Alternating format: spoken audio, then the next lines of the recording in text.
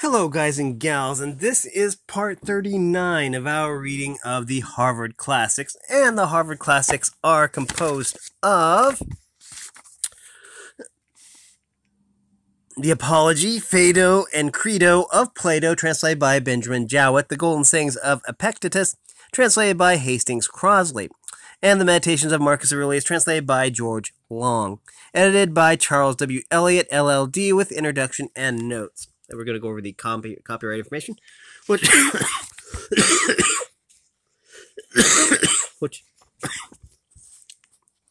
should be on your screen right now. Yeah, right there. Okay. Okay, here it is.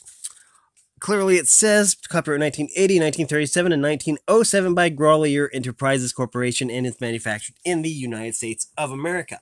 Now, in the last part, we finished up the readings or the meditations of Marcus Aurelius. Now we are going to continue, and we're going to learn more about Marcus. Right here, more about Marcus Aurelius Antoninus. So let's and this is by George Long, M.A. Marcus Antoninus was born at Rome, A.D. 121, on the 26th of April. His father, Annius Verus, died while he was praetor. His mother was Domitia Calvia, also known as Lucilla. The emperor, I'm not sure what the T stands for, Antonius Pius, married Annia Galeria Faustina, the sister of Annius Verus, and was consequently the uncle of Marcus Antonius.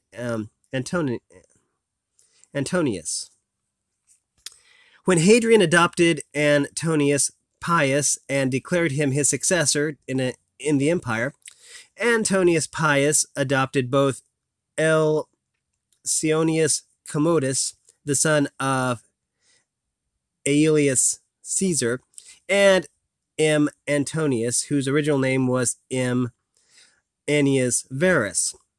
Antonius then took the name of M. Aelius Aurelius Verus, to which was added the title of Caesar. In AD 139, the name Aelius belonged to Hadrian's family, and Aurelius was the name of Antonius Pius. When M. Antonius became Augustus, he dropped the name of Verus and took on the name of Antonius, according to his generally named M. Aurelius Antonius, or simply M. Antonius. The youth was most carefully brought up. He thanks the gods that he had good grandfathers, good parents, a good sister, good teachers, good associates, good kinsmen and friends, nearly everything good. He had the happy fortune to witness the example of his uncle and adoptive father, Antonius Pius, and he was recorded in his works the virtues of this excellent man and prudent ruler. Like many young Romans, he tried his hand at poetry and studied rhetoric. Herodotus, Atticus, and M. Cornelius Fronto were his teachers in eloquence. There are extant letters between Fronto and Marcus. M. Cornelia Frontonus, Reliquae, Berlin, 1816. There are a few letters between Fronto and Antonius Pius, which show the great affection of the pupil for the master and the master's great hope of his industrious pupil. M. Antonius mentioned Fronto among those to whom he was indebted for his education. When he was 11 years old, he assumed the dress of philosophers, something plain and coarse, became a hard student, and lived a most laborious, abstemious life, even so far as to injure his health. Finally, he abandoned poetry and rhetoric for philosophy, and he attached himself to the sect of the Stoics. But he did not neglect the study of law, which was a useful preparation for the high place which he was designed to fill. His teacher was L. Velocinus Macanus, a distinguished jurist. We must suppose that he learned the Rome discipline of arms, which was a necessary part of the education of a man who afterwards led his troops to battle against a warlike race. Antonius had recorded in his first book the names of his teachers and the obligations which he owed to each of them. The way in which he speaks of what he learned from them might seem to savor of vanity or self-praise, if we look carefully at the way in which he has expressed himself. But if anyone draws this conclusion, he will be mistaken. Antonius means to commemorate the merits of his several teachers, what they taught, and what a pupil might learn from them. Besides, this book, like the 11 other books, was for his own use, and if we may trust the note at the end of the first book, it was written during one of M. Antonius's campaigns against the Quadi, Quadi, at a time when the commemoration of the virtues of his illustrious teachers might remind him of their lessons and practical use, which he might derive from them. Among his teachers of philosophy was Sextus of Caronia, a grandson of Plutarch. What he learned from this excellent man is told by himself. His favorite teacher was Q. Junius Rusticus, a philosopher and also a man of practical good sense in public affairs. Rusticus was the advisor of Antonius after he became emperor. Young men who are destined for high places are not often fortunate in those who are about them, their companions and teachers, and I do not know any example of a young prince having had an education which can be compared with that of M. Antonius. Such a body of teachers, distinguished by their acquirements and their character, will hardly be collected again, and as to the pupil, we have not had one like him since. Hadrian died in July A.D. of A.D. 138, and was succeeded by Antonius Pius. M. Antonius married Faustina, his cousin, the daughter of Pius, probably about A.D. 146, for he had a daughter born in 147. He received from his adoptive father the title of Caesar, and was associated with him in the admiration of the state. The father and the adopted son lived together in perfect friendship and confidence. Antonius was a dutiful son, and the Emperor Pius loved and esteemed him. Antonius Pius died in March A.D. 161. The Senate, it is said, urged M. Antonius to take the sole administration of the empire, but he associated himself the other adopted son of Pius, L. Cianius Commodus, who is generally called L. Verus. Thus, Rome, for the first time, had two emperors. Verus was an indolent man of pleasure and unworthy of his station. Antonius, however, bore with him, and it is said that Verus had sense enough to pay to his colleagues the respect due to his character. A virtuous emperor and a loose partner lived together in peace, and their alliance was strengthened by Antonius giving to Verus for wife his daughter Lucilla. The reign of Antonius was first troubled by a Parthian war. in which Varus was sent to command, but he did nothing, and the success that was obtained by the Romans in Armenia and on the Euphrates and Tigris was due to his generals. This Parthian War ended in AD 165. Antonius and Varus had a triumph, AD 166, for the victories in the east. A pestilence followed, which carried off great numbers of Rome and Italy and spread to the west of Europe. The north of Italy was also threatened by the rude people beyond the Alps from the borders of from Gallia to the eastern side of the Hadriatic. Those barbarians attempted to break into Italy as the Germanic nations had attempted nearly 300 years before. And the rest of the life of Antonius, with some intervals, was employed in driving back the invaders. In 169, Varus suddenly died, and Antonius administered the state alone. During the German wars, Antonius resided for 3 years on the Danube at Carnuntum. The Marcomanni were driven out of Pannonia and almost destroyed in their retreat across the Danube. And in AD 174, the emperor gained a great victory over the Quadi.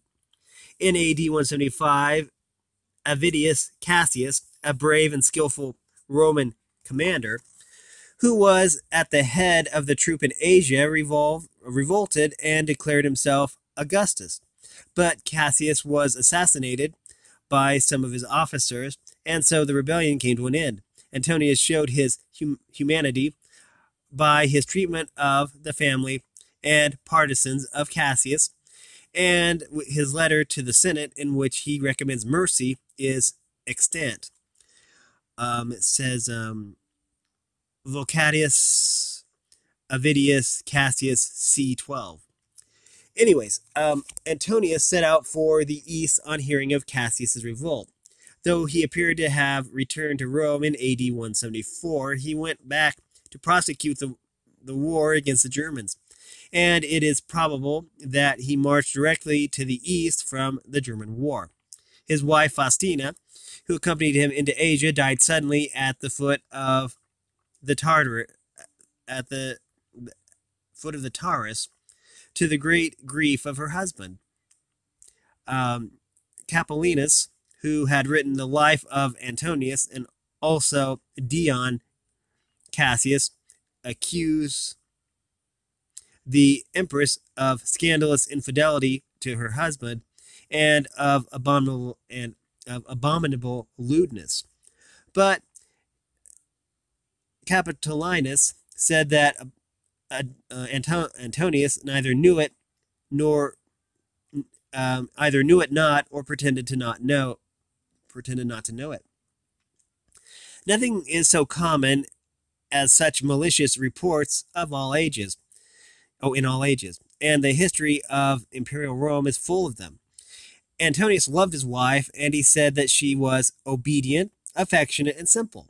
The same scandal had been spread about Faustina's mother, the wife of Antonius Pius, and yet he too was perfectly satisfied with his wife. Antonius Pius said after her death in a letter to Fronto that he would rather have lived in exile than with his wife than in his place at Rome without her. There are not many men who would give their wives a better character than these two emperors. Capitolinus wrote in the time of Diocletian. He must have intended to tell the truth, but he is a poor, feeble biographer. Dion Cassius, the most malignant of historians, always reported, and perhaps he believed any scandal against anybody. Antonius continued his journey to Syria and Egypt, and on his return to Italy, through Athens, he was initiated into the Eleusinian mysteries. It was the practice of the emperor to conform to the established rites of the age and to perform religious ceremonies with due solemnity. We cannot conclude from this that he was a superstitious man, though we might perhaps do so if his book did not show that he was not. But this is only one among many instances that a ruler's public acts do not always prove his real opinions. A prudent governor will not roughly oppose even the superstitions of his people. Okay, I have to make sure I read that right. And though he may wish that they were wiser, he will know that he cannot make them so by offending their prejudices. Antonius and his son Commodus entered Rome in triumph, perhaps for some German victories on the 23rd of December AD 176. In the following year, Commodus was associated with his father in the empire and took the name of Augustus. This year, AD 177, is memorable in ecclesiastical history. Attalus and others were put to death at Lyon for their adherence to the Christian religion. The evidence of this persecution is a letter preserved by Eusebius, E.H., version 1, printed in Ruth's Requiem Sacre, volume 1, with notes. The letter is from the Christians of Vienna and Lugdunum in Gallia, Vienna and Lyon, to their Christian brethren in Asia and Phrygia, and it is preserved perhaps nearly entire. It contains a very particular description of the tortures inflicted on the Christians in Gallia, and it states that while the persecution was going on, Attalus, a Christian and a Roman citizen, was loudly demanded by the populace and brought into the amphitheater, but the governor ordered him to be reserved with the rest who were in prison until he had received instructions from the emperor. Okay. Many had been tortured before the governor thought of applying to Antonius. The imperial rescript says the letter was that the Christians should be punished, but if they would deny their faith, they would be released. On this, the work began again. The Christians who were Roman citizens were beheaded. The rest were exposed to the wild beasts in the amphitheater. Some modern writers on ecclesiastical history, when they use this letter, say nothing of the wonderful stories of the martyrs' sufferings. Sanctus, as the letter says, was burnt with plates of hot iron until his body was once sore and had lost all human form. But on being put on the rack, he recovered his former appearance under his torture, which was thus a cure instead of a punishment. He was afterwards torn by beasts and placed on an iron chair and roasted. He died at last. The letter is one piece of evidence. The writer, whoever he was, that wrote it in the name of the Gallic Christians, is our evidence both for the ordinary and the extraordinary circumstances of the story. And we cannot accept his evidence for one part and reject the other. We often receive small evidence as a proof of a thing which we believe to be within the limits of probability and possibility, and we reject exactly the same evidence when the thing which it refers appears very improbable or impossible. But this is a false method of inquiry. Though it is followed by some modern writers who select what they like from a story and reject the rest of the evidence, or if they do not reject it, they dishonestly suppress it, a man can only act consistently by accepting all this letter or rejecting it all, and we cannot blame him for either. But he who rejects it may still admit that such a letter may be founded on real facts, and he would have this admission as the most probable way of accounting for the existence of the letter. But if as he would suppose, the writer has stated some things falsely, he cannot tell what part of his story is worthy of credit. The war on the northern frontier appears to have been uninterrupted during the visit of Antonius to the east, and on his return, the emperor again left Rome to oppose the barbarians. The Germanic people were defeated in a great battle AD 179. During this campaign, the emperor was seized by some contagious malady, of which he died in the camp at Sirmium or Mitrovica on the save in Lower Pannonia, but at Vindobona, Vienna, according to the other authorities, on the 17th of March, AD 180, in the 59th year of his age. His son Commodus was with him. The body, or the ashes, probably of the emperor, were carried to Rome, and he received the honor of deification. Those who could afford it had his statue or bust, and when Capitolinus wrote, many people still had statues of Antonius among the dei penates, or household deities. He was in a manner made a saint. Commodus erected to the memory of his father the Antonine Column, which is now in the Piazza Colonna of Rome. The bas reliefs, which are placed in a spiral line around the shaft, commemorate the victories of Antonius over the Marcomanni and the Quadi, and the miraculous shower of rain which refreshed the Roman soldiers and discomforted their enemies. The statue of Antonius was placed on the capital of the column, but it was removed at some time unknown, and a bronze statue of St. Paul was put in the place by Pope Sixtus V. That's a weird name, Sixtus V. Wouldn't he be Sixtus VI?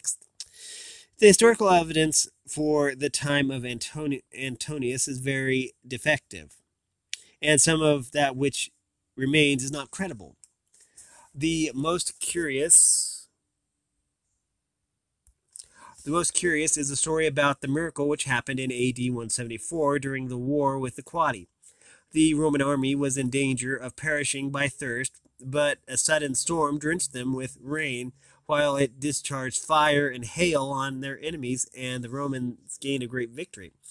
All the authorities which speak of the battle speak also of the miracle. The Gentile writers assigned it to their gods, and the Christians to the intercession of the Christian legion in the emperor's army. To confirm the Christian statement, it is added that the emperor gave the title of thundering to his legion. But Dacer and others who maintain the Christian report of the miracle admit that the title of thundering or lightning was not given to this legion because the Quadi were struck with lightning, but because there was a figure of lightning on their shields, and that this title of the legion existed in the time of Augustus. Okay, let's see. I'm just making sure we still have time. Okay, it still says here. Scaliger also has observed that the legion was called thundering before the reign of Antonius. We learned this from Dion Cassius, who enumerates all the legions of Augustus's time. The name thundering or lightning also occurs in an inscription of the region of during the reign of Trajan, which was found at Teriste. Eusebius, when he relates the miracle, quotes Apollinarius, bishop of Hierapolis, as authority for the name being given to the legion Melitene by the emperor in consequence of the success which he obtained through their prayers, from which we may estimate the value of Apollinarius. Apollinaris' testimony. Eusebius does not say in what book of Apollinarius the statement occurs. Dion says that the Thundering Legion was stationed in Cappadocia in the time of Augustus. Valesius also observes that the notitia of the Imperium Romanum there is mentioned under the command of Armenia, the prefectura of the 12th Legion named Thundering Melatreme. And this position in Armenia will agree with what Dion says of its position in Cappadocia. According to Valesius, concludes that Melatreme was not the name of the legion, but of the town in which it was stationed. Melatreme was also the name of the district of which this town was situated. The legion did not, he said, take their name from the place where they were on duty, but from the country in which they were raised. And therefore, when Eusebius says about the Melatreme, it does not seem probable to him. Yet Valesius, on the authority of Apollinarius and Tertullus, believed that the miracle had worked through the prayers of the Christian soldiers in the emperor's army. Rufinus does not give the name of Melatreme to this legion, says Valesius, and probably he purposely omitted it because he knew that Melatreme was the name of the town in Armenia Minor, where the legion was stationed in the time. We're going to have to stop this here, and we'll pick this up where we left off. Anyway, we have been reading from the Harvard Classics, specifically M. Aurelius Antonius. Not the meditations thereof, but about the person. And if you like this content, make sure you like and subscribe and ring the bell so you know when I upload. Also, want to support me in any way, if you want to join that Discord server, all the information will be in the description below. Thanks for watching, everyone, and have a great day.